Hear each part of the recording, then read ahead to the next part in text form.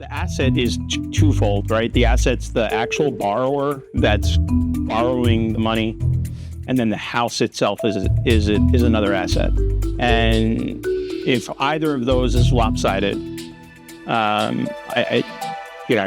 kind of setting the note up to default.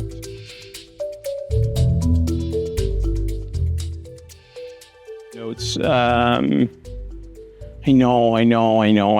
We need to do a note class, but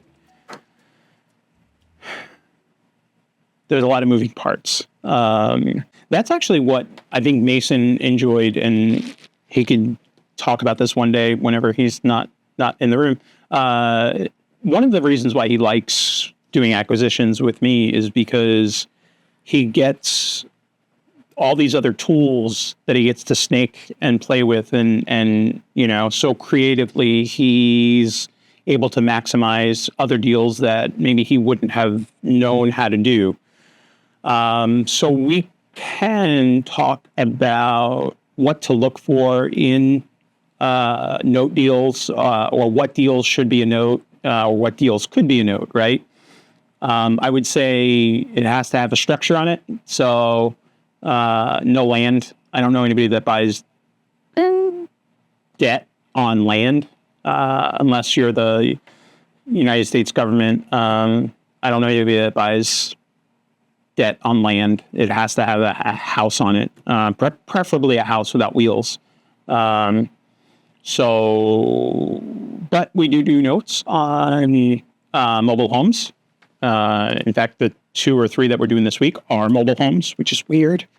If I could easily transplant the way I see notes in my head to you all, I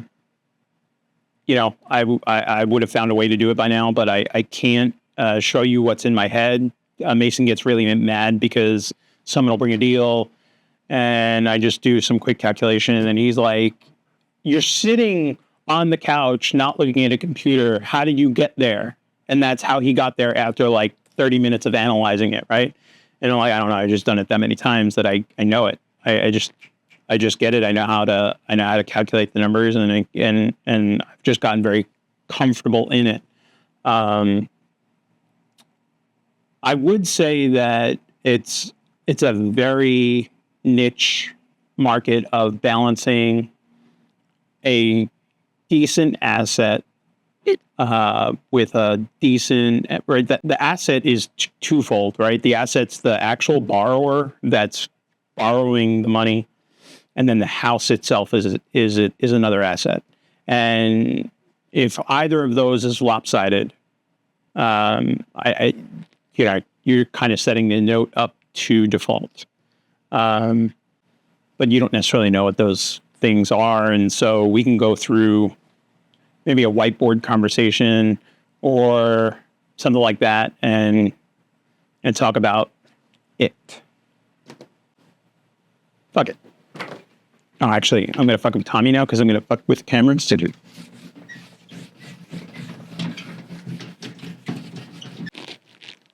Hey. Yeah.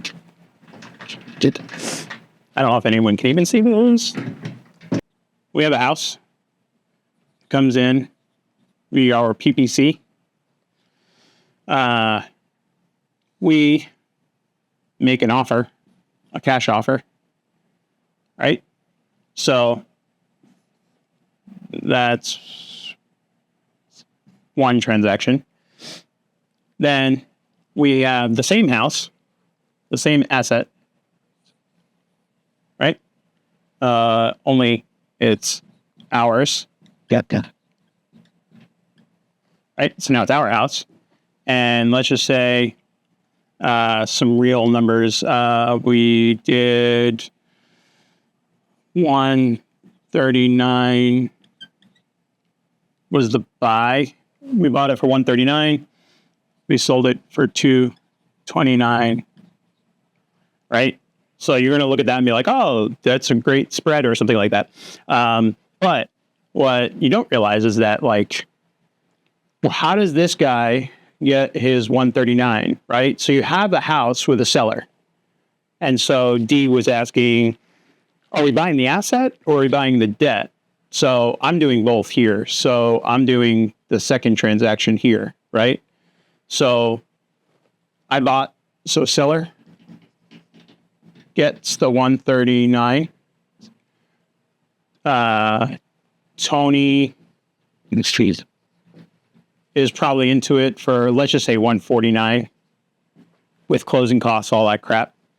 And then, I know it's buyer, the debt is, well, the sales price.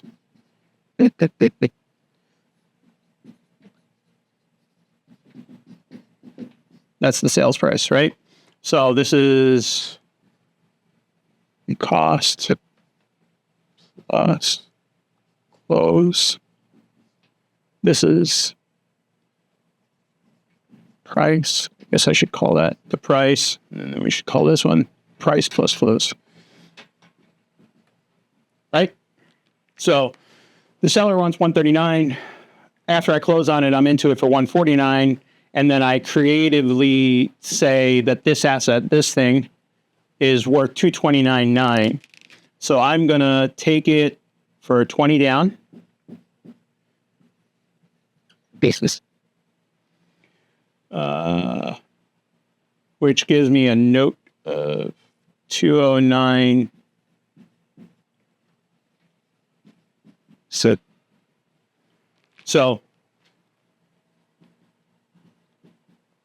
D was asking,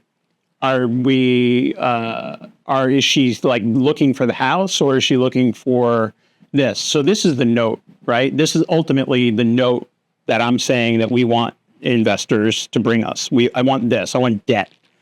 But debt tied to houses and dirt and land, right? So I don't necessarily just want like dirt. I want an asset. So this is an asset.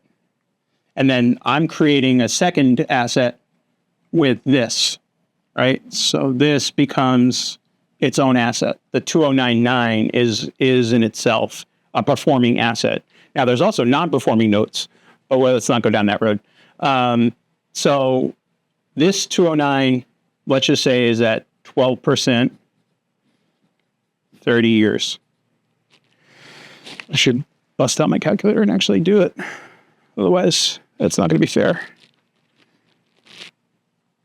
So you got a 229.9, 20 down, 30-year term, 12% interest. Solve for that. The principal and interest payment alone is 215906. 2159.06. So this person is paying $2,200, $2,150, $2,160 to us every month. That has value. That has 12% built into it. So in theory, I do have an asset here to sell, but note investors don't want to buy this at face value unless you're the United States government and it's our tax dollars. But let's not go down that road. So they want this at a discount so that they can increase this. So they need... I'm totally getting this wrong. And I write terribly. So they need a bigger yield, right? And in order to get them a bigger yield, they're going to make an offer below this. So let's just say they offer me 180, right? 180. I paid 140. I sold the note for 180. So let's just say I made 40K. But I didn't have to do anything. I didn't have to do any work. I didn't have to fix it. All I had to do was piece a house and a number. But this number was really this. So I'm investing in the house, but I'm also investing in the buyer. And the buyer's risk for me, if they have 10%, they're not walking away from 20 grand because it's 20 down plus closing, right? So they're basically putting their life savings into this asset, which is my house, right? And then my buddy is putting his investment money into this that I created, this asset, right? And therefore I get to make a profit. One would say, why do you sell it at a discount? Two different reasons why I do my notes at a discount, and the way I structure them is they aren't always on assets this expensive. I do this on a daily basis at 49, 59, 69, 79, 89, 99. So I could, theoretically speaking, buy something for 20 grand, sell it for 60 grand, and make the 40 grand in the middle, or almost thereof, without actually having to do all of the work or fix it up, because I can creatively make the interest rate work. As long as you stay out of high cost and all that other stuff. There's a whole lot of regulations that go with it, right? So ultimately, what we're looking for you to do is find us more of these. So I would say, how do you know what a deal, like what could be a note deal, is like if they want too much, or the other way around, if the house is like really crappy, but it's on a nice big piece of dirt or a big piece of land or something, so it in itself does have value. This is the part that people get lost in, though. They don't like, even in my own office, they don't like having to sell this for this. So what you have to realize is that the risk for someone to loan $210,000 for 30 years, like I can't even think of what I'm going to have for dinner tonight, let alone I'm not even going to eat, let alone where the hell I'm going to be in 30 years. Or what if this person quits paying on first payment, right? Like there's so many different layers to it. But you can easily turn something that you don't know how to make money on into like a very crazy multiple tiered system. So I buy the house, right? So I contracted it, and then I'm doing a second contract over here, and then I'm doing a loan, and then I'm selling the loan over here, right? So there's a lot of different layers to it. And it's just a matter of thinking outside the box and kind of like spider webby. And I have a couple chaos, I call it the chaos formula. Actually, Ross isn't in this call. We should call him. Ross isn't in this call, but Ross always gets frustrated with me because I'm able to, even Mason, like I'm able to look at this, like I'm able to look at somebody's deal and kind of see this algorithm. I'm not brilliant. I'm not doing anything magical. It's just, I guess, repetition. Well, because some people would argue that this discount is a loss, right? Like, well, it's costing you 30 grand to fast forward 30 years. Yes. Right? Yeah. It's got, right? There has to be a cost associated with that. So, or why don't I just sit on the whole 209 and wait the 30 years? I don't think I'm going to be alive in 30 more years. Anyway, so, yes, right? The play is multiple angles. And it's really important to understand that everyone involved in the note has to win, from the seller. So this seller, they got to get what they want. This seller, me in the middle, I got to get what I want. This guy, in order for him to perform on this debt, he better get what he wants. And then this guy who's paying me the cash money that I get to walk away and then go do another deal with, he better get what he wants. So there's four, right? There's four different people that we're counting on, and then the asset itself, and then layer in the buyer's like livelihood, and hopefully that they don't go like get hit by a truck, right? And then Or some horror stories with notes. First payment default. Buyers come in the first week of closing. They bought the house. So within the first payment default, meaning like you always pay your mortgage 30 days later. You prepay your rent, you post-pay your mortgage. So we've had people, not very many, maybe a handful, go into first payment default. And within that first month, they've gutted the house, and the house is worth less than what we loaned on it. So that's a risk. But that's a conversation for another day, I think. Well, if you're doing math as well, let's just say, remember I said that this is like a giant seesaw, right? So you'll see a lot of people in the note world, some ex-members actually, note world, and I almost want to like fire them for being members. We'll sell this instead of at 12, they do 7. Right? And instead of doing this 10%,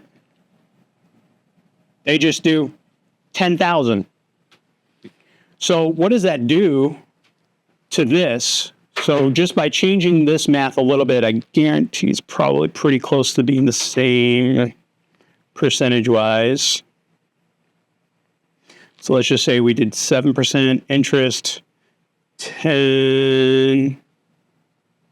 Whoops, my bad. Not that one. You can erase that, Tommy. God, didn't.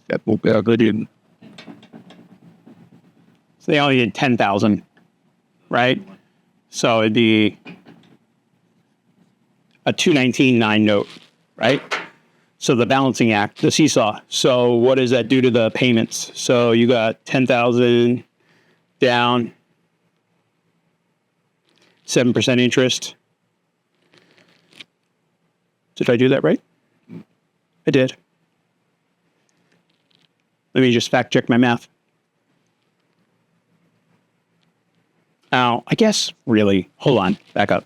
They also do this. Just check them. Like they overinflate this. So they'll do 249.9, right? They did. So the middle is 23.9 of that.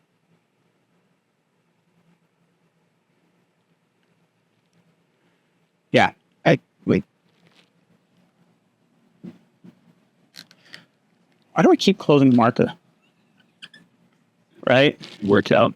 And essentially what they're getting is a $1,600 payment, right? And so Yeah. what does that do for me? In my head, that makes me have to sell this note deeper because they lowered the rate, right? So it makes me having to sell this at a bigger discount so that I can make the note guy more money, right? Because the guy that's going to sit in there for the next 30 years, they want a higher return, 15, 20%, right?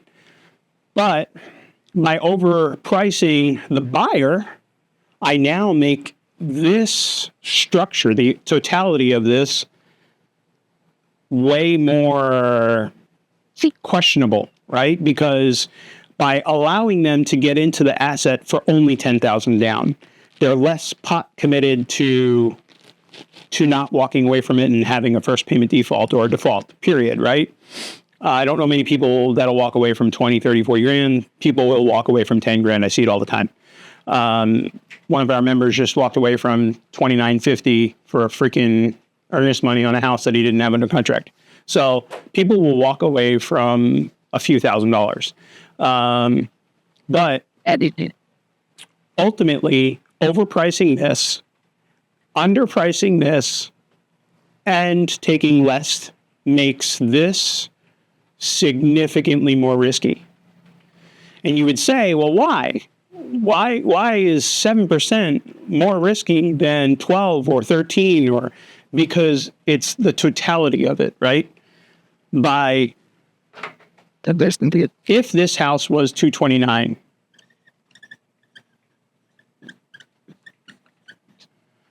if it needs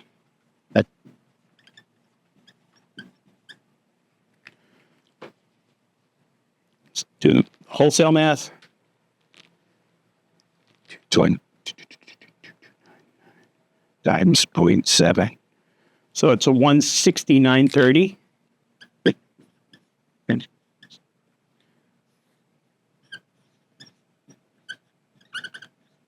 Minus the 40.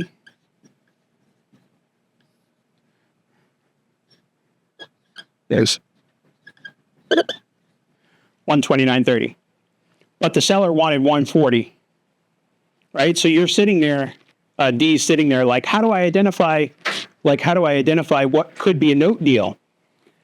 There, that formula, right? Because ultimately I would want to pay 120 for this thing. But they want 140 because maybe that's what they owe, whatever their whys are. So I'm able to say, okay, hold on. Here's how I can take, instead of this 120, 121, here's how I can take it. I can turn it into 140, still make us 40, and 4 other people win all at the same time, right? So you want to evaluate the asset the same as you would doing the wholesale, but ultimately identify that there is another little niche that you can tap into.